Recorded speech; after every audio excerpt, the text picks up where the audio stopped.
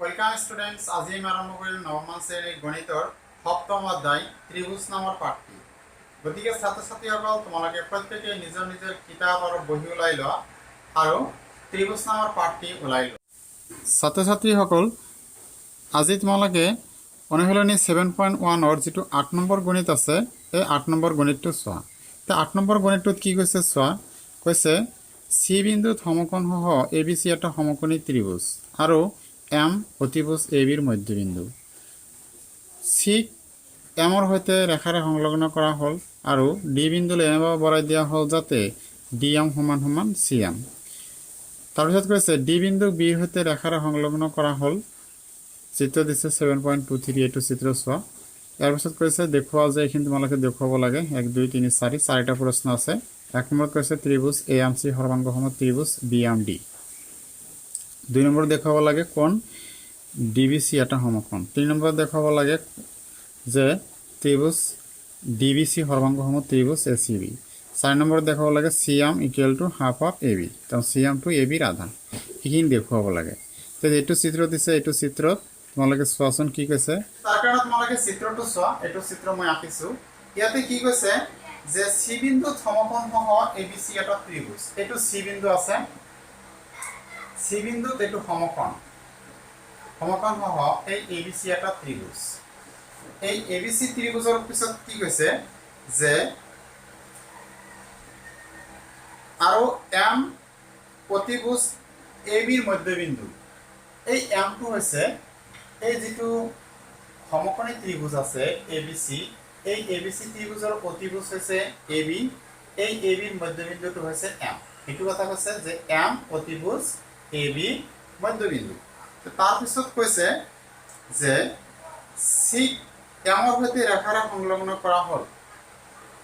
এই চি বিন্দু আছে, চি কি কৰিছে এমৰ সৈতে ৰেখাৰে এনেকে সংলগ্ন কৰা হ'ল, সংলগ্ন কৰা হৈছে। তো তাৰপিছত কৈছে সংলগ্ন কৰা হ'ল আৰু ডি বিন্দুলৈ এনেভাৱে বৰাই দিয়া হ'ল যাতে D M equal to C M হয়। তাৰমানে এই চি এমৰ সৈতে ৰেখাৰে সংলগ্ন কৰা হ'ল আৰু ডি বিন্দুলৈ এনেকে বৰাই দিয়া হ'ল যাতে এই D M equal to C M. তাৰমানে এই ৰেখাৰ লগত এইখিনি সমান, তাৰমানে এইখিনিৰ লগত এইখিনি সমান হয়। এনেকে এইটো বস্তু ইয়াতে চিৰ পৰা এনেকে সংযোগ কৰি এইফালে বৰাই দিয়া হৈছে যাতে এইখিনিৰ লগত এইখিনি সমান হয়। তাৰপিছত কি কৰিছে, কি ডি বিন্দু বিৰ সৈতে ৰেখাৰে সংলগ্ন কৰিছে। এই ডি বিন্দু বিৰ সৈতে ৰেখাৰে এনেকে সংলগ্ন কৰিছে।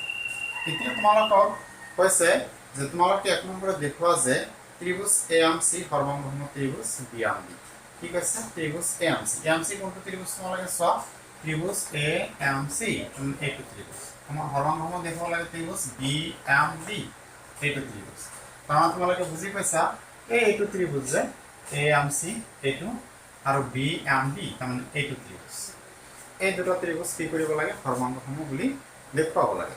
এইটো বস্তু আমি কেনেকে দেখাম তোমালোকে চোৱা।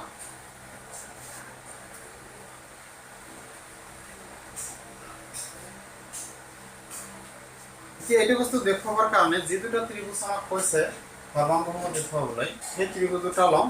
ত্ৰিভুজ দুটা হৈছে ত্ৰিভুজ এ এম চি আৰু ত্ৰিভুজ বি এম ডি। যে ইয়াৰে 1 নম্বৰত আমি দেখুৱাম যে ত্ৰিভুজ এ এম চি সৰ্বাংগ ত্ৰিভুজ বি এম ডি। গতিকে ত্ৰিভুজ দুটা লোৱা, ত্ৰিভুজ এ এম চি আৰু ত্ৰিভুজ বি এম ডি পৰা পাওঁ। তাৰমানে এই দুটা ত্ৰিভুজৰ পৰা আমি পাওঁ কি পাওঁ সেইটো চোৱা। কি পাওঁ তোমালোকে চোৱাচোন। তোমালোকে ইয়াতে দেখিছা যে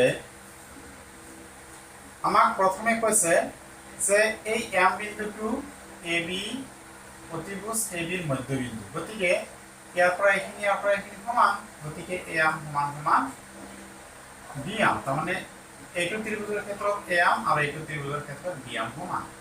গতিকে আমি লিখিব পাৰিম যে এ এম সমান সমান বি এম। কিয় সমান, কাৰণটো আমি চাৰ্টত লিখি দিম। কাৰণটো হৈছে যিহেতু এম এ বিৰ মধ্যবিন্দু যেহেতু এম বিন্দুটো অতিভুজ এ বিৰ মধ্যবিন্দু সেইকাৰণে এই এ এম আৰু বি এম সমান ত্ৰিভুজৰ ক্ষেত্ৰত আমি আৰু কি সমান দেখাব পাৰো সেইটো চাব লাগিব আৰু কি সমান দেখাব তোমালোকে চোৱা এই কোণৰ লগত এই কোণ সমান এইটো ত্ৰিভুজৰ এই কোণ এইটো ত্ৰিভুজৰ এই কোণ সমান কিয় সমান বিপৰীত কোণ হলে সমান হয় গতিকে আমি এনেকৈ লিখিম যে কোণ এ এম চি সমান সমান কোণ B M D A M C তাৰমানে এইটো কোণ আৰু বি এম ডি মানে এইটো এই দুটা কোণ সমান কিয় সমান সাইডত লিখা যিহেতু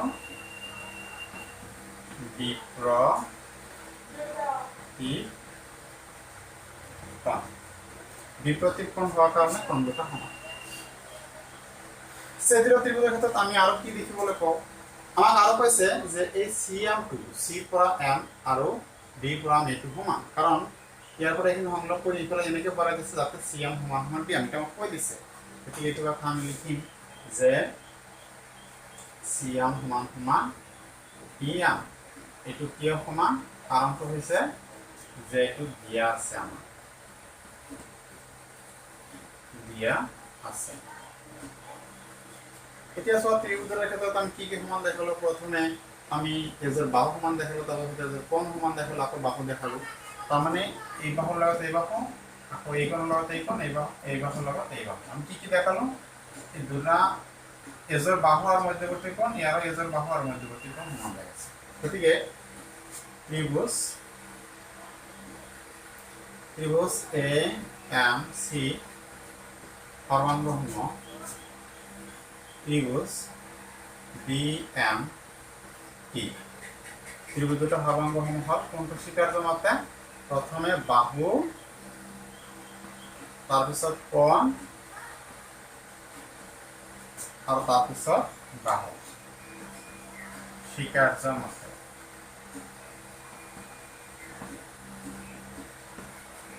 বাহুকোণ বাহু স্বীকাৰ্য মতে ত্ৰিভুজ দুটা সৰ্বাঙ্গসম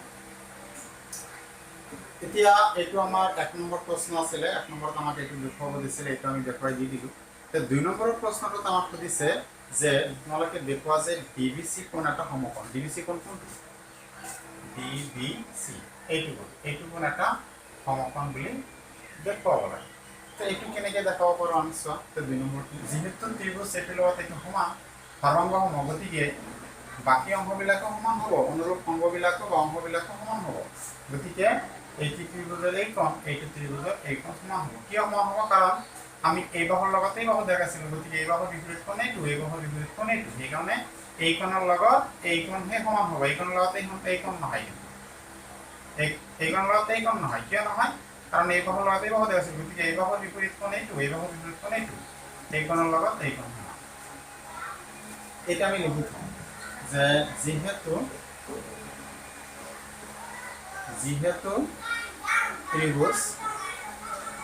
ত্রিভুজ এ এম সি সর্বাঙ্গসম ত্রিভুজ বি এম ডি এতেকে কোণ ডি বি এম সমান সমান কোণ সি এ এম কোণ তাৰমানে এই কোণৰ লগত এই কোণ সমান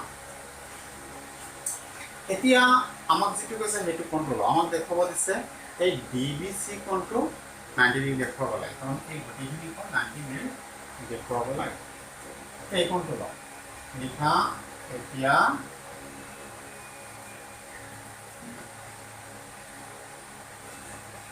এতিয়া কোনটো কোণ ডিবিসি কোণ এতিয়া কোণ ডিবিসি এতিয়া কোণ ডিবিসি তোমালোকে চোৱা দুটা কোণ আছে ডিবিসি ইয়াতে দুটা কোণ আছে এটা আছে এইটো কোণ এটা আছে এইটো কোণ এই দুটা গতিকে ডিবিসি সমান সমান আমি কি লিখিব পাৰিম ডিবিসি সমান সমান লিখিব পাৰিম ডি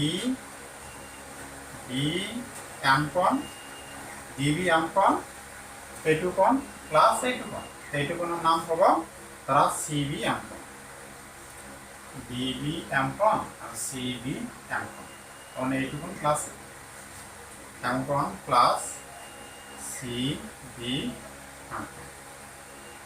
ডিবি অংকন প্লাছ চিবি অংকন তাৰমানে এই গোটেইখিনি কোণ সমান সমান এই কোণ প্লাছ এই। এতিয়া নেক্সট তোমালোকে চোৱা ডিবি অংকন। ডিবি অংকন কোনটো কোণ? এইটো কোণ। আমি আগতে দেখাই থৈছোঁ যে ডিবি অংকন সমান সমান চি অংকন। এই ডিবি অংকনটো এই কোণৰ সমান, এইটো আমি দেখাই থৈছোঁ। গতিকে এই ডিবি অংকনৰ জেগাত আমি এইটো লিখিম। ডিবি অংকন ইয়াতে আছে নহয়, গতিকে আমি ইয়াতে লিখিম কোণ ডিবি অংকনৰ জেগাত লিখিম কোণ চি এ এম প্লাছ এইটো আছে চি বি এম, এইটো যেনেকৈ আছে এনেকৈ লিখিছোঁ কোণ চি বি এম। এতিয়া নেক্সট তোমালোকে চোৱা এই চি এ এম এইটো কোণ, এই চি এ এম কোণক আমি চি এ বি বুলি ক'ব পাৰি। চি এ এম যি কথা চি এ বি আহিব। গতিকে চি এ এমৰ জেগাত আমি লিখিম চি এ বি কোণ প্লাছ ইয়াত আছে চি বি এম কোণ, চি বি এম কোণ এইটো কোণ। এইটো কোণক আমি চি বি এম নকৈ পেলাই আমি চি বি এ বুলিও ক'ব পাৰোঁ। চি বি এ বুলিও ক'ব পাৰোঁ। গতিকে আমি কি পালোঁ ডিবি চি এটো C A B plus C B A কোণ। এতিয়া তোমালোকে চোৱা এই দুয়োটা কোণ যোগ কৰিলে কি হ'ব? কোনটো কোনটো কোণ? প্ৰথমটো হৈছে চি এ বি কোণ, চি এ বি কোণ মানে এইটো কোণ, আৰু পিছত হৈছে চি বি এ কোণ, চি বি এ কোণ এইটো। এই দুটা কোণ যোগ কৰিলে কি হ'ব? যিহেতু আমাক কৈছে যে এই এ বি চি ত্ৰিভুজটো এটা সমকোণী ত্ৰিভুজ আৰু চি কোণটো হৈছে সমকোণ, চি কোণটোৰ মাপ কিমান? 90 ডিগ্ৰী। এতিয়া এই দুটাৰ যোগ কিমান হ'ব? আমি অট'মেটিকলি ক'ব পাৰিম, আৰামছে ক'ব পাৰিম যে এই দুটাৰ কোণ হ'ব 90 ডিগ্ৰী, কাৰণ তিনিটা কোণৰ যোগফল যদি 180 ডিগ্ৰী হয়, গতিকে যদি এটা কোণ যদি 90 হয় বাকী দুটাৰ যোগফল কি হ'ব? 90 হ'ব। গতিকে এই কোণ আৰু এই কোণৰ যোগফল আমি সমান সমান কি লিখিব পাৰিম? 90 ডিগ্ৰী লিখিব পাৰিম। এতিয়া 90 হ'ব, যিহেতু ছাইডত লিখি দিয়া যিহেতু যে ত্ৰিভুজ এ বি চি এই চি কোণটো 90, ত্ৰিভুজ এ বি চি কোণ চি ইকুৱেল টু 90 ডিগ্ৰী। যেহেতু এ বি চি ত্ৰিভুজৰ চি কোণ 90 ডিগ্ৰী, গতিকে এই কোণ আৰু এই কোণ যোগ কৰিলে কি হ'ব? 90 ডিগ্ৰী। তেনেকৈ আমি ডি বি চি সমান সমান কিমান কি পালোঁ? 90 ডিগ্ৰী কোণ পালোঁ। তো ডি বি চি সমান সমান 90 ডিগ্ৰী মানে ডি বি চি এটা সমকোণ। আমাক এইটোৱে দেখুৱাব দিছিল যে ডি বি চি কোণটো সমকোণ বুলি দেখুওৱা, অৰ্থাৎ ডি বি চি কোণ সমান সমান 90 ডিগ্ৰী দেখুওৱা। গতিকে তোমালোকে শেষত এইটো লিখি দিবা যে এতেকে ডি বি চি কোণ এটা সমকোণ। গতিকে এইখিনি লিখি লোৱা।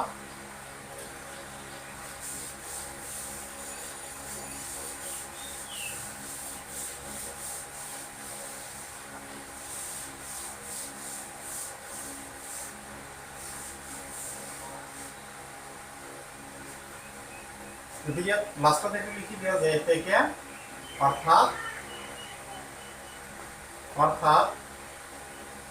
কোণ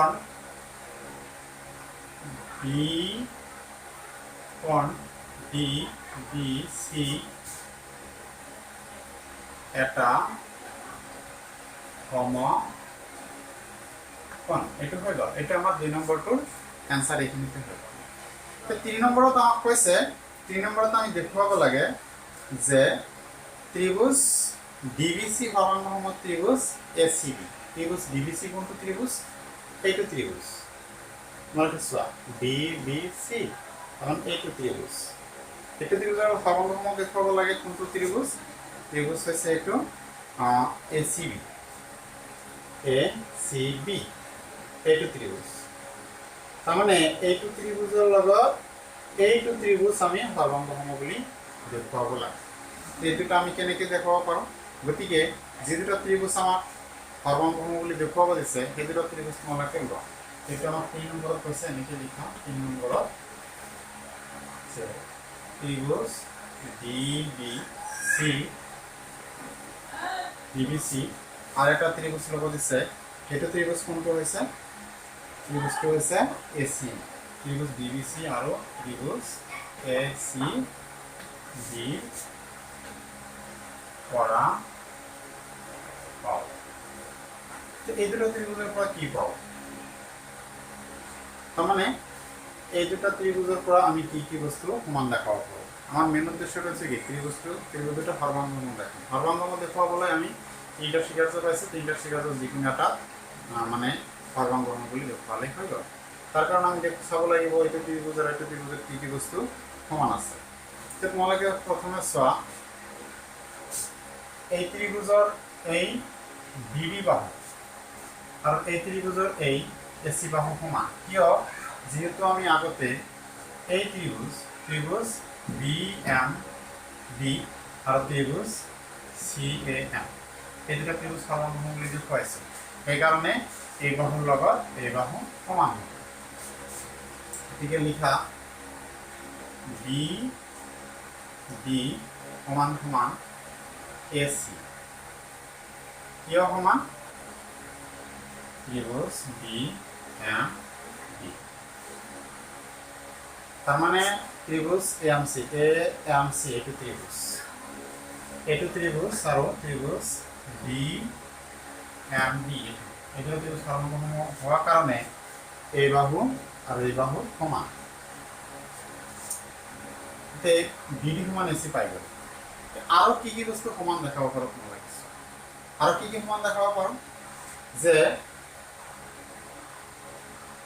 এইটো ত্ৰিভুজৰ এই কোণটো বি কোণ আৰু এইটো ত্ৰিভুজৰ এই কোণ এই দুটা কোণেই 90 ডিগ্ৰী এইটো ত্ৰিভুজৰ এই যেটো ডিবিসি কোণ 90 ডিগ্ৰী এটা আমি অলপ আগতে দেখালো আৰু সি কোণটো যে 90 এটা আমাক আগতে কৈ দিছে গতিকে দুটা 90 সেই কাৰণে এইখন আৰু এইখন সমান গতিকে তোমালোকে এনেকৈ লিখা যে ডিবিসি কোণ সমান সমান এ সি বি কোণ কিয় সমান যেহেতু দুয়োটাই 90 ডিগ্ৰী কোণ এইটো পালো দুটা কোণ সমান দেখালো আৰু কি সমান দেখাব পাৰো তোমালোকে চোৱা এই বিসি বাহুটো এইটো ত্ৰিভুজৰ লগত আছে বিসি বাহুটো এইটো ত্ৰিভুজৰ লগত আছে গতিকে বিসি বাহুটো কি দুটা ত্ৰিভুজৰ কাৰণ এইটো ত্ৰিভুজৰ বিসি আৰু এইটো ত্ৰিভুজৰ বিসি সমান অৰ্থাৎ বিসি ইকুয়াল টু বিসি কিয় সমান যেহেতু সাধাৰণ বাহু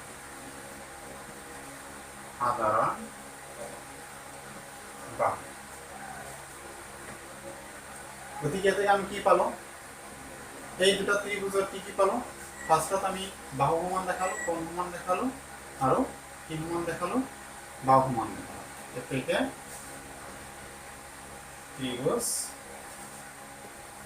ত্ৰিভুজ ডিবিসি সৰ্বাঙ্গ সমান ত্ৰিভুজ এসি বি এটা আমাক দেখুৱা দিছিল 3 নম্বৰত এটা হৈ গ'ল 4 নম্বৰত আৰু এটা প্ৰশ্ন হৈছে সেইটো হৈছে দেখুৱাব লাগে যে CM equal to half of AB কাৰণ সিএম টু এবি আধা সিএম কোনটো সিএম এই ৰেখাটো এই এবি আধা বুলি দেখুৱাব এইটো 3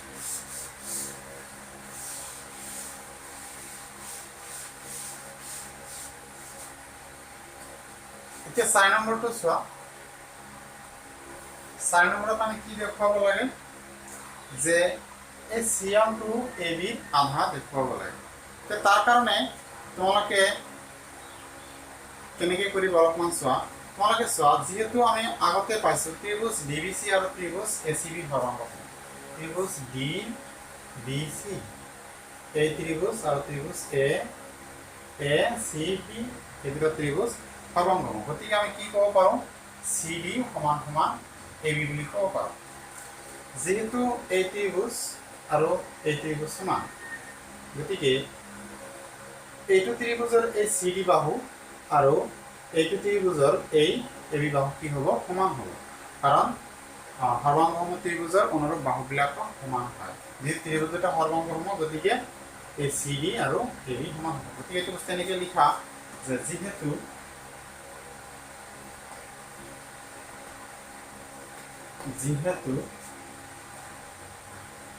ত্রিভুজ বিবিসি সর্বাঙ্গসমূহ ত্রিভুজ এসিবি, যেহেতু ত্রিভুজ এইটো আর এইটো সর্বাঙ্গসমূহ, গতিকে সিবি সমান সমান এবি, এই সিবি টু এই এবি সমান, এইখিনি আমি লিখিব পাৰোঁ।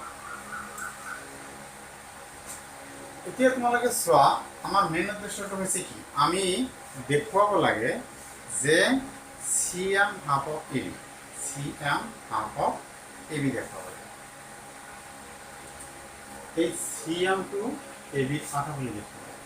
তাৰ কাৰণে ইয়াত আমি এবিটো আছে এইটো ৰাখি থোৱা, চি ডি সমান সমান আমি কি লিখিব, চি ডি চোৱা, চি ডি সমান সমান লিখিব পাৰোঁ C M plus D M, এইটো লিখিব পাৰোঁ।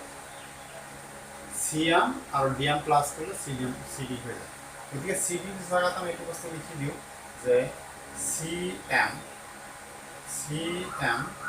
Plus D M equal to A B আছে, এ বি টি। এতিয়া তোমালোকে চোৱা, এটা চি এম আছে, চি এমটো লিখিলোঁ, কিন্তু ডি এম,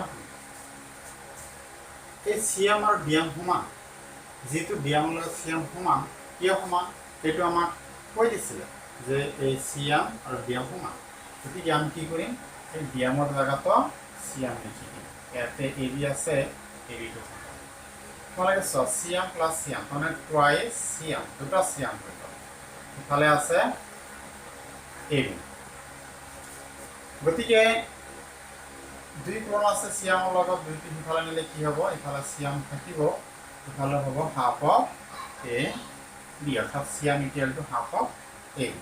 সেইটো আমাক প্ৰমাণ কৰি দেখুৱাব দিছে, যিটো আমাক দেখুওৱা হৈ গ'ল। এইখিনি বস্তুতে আমাৰ এইটো গণিত শেষ। লাষ্টত তেনেকৈ লিখি দিবা যে দেখুওৱা হ'ল,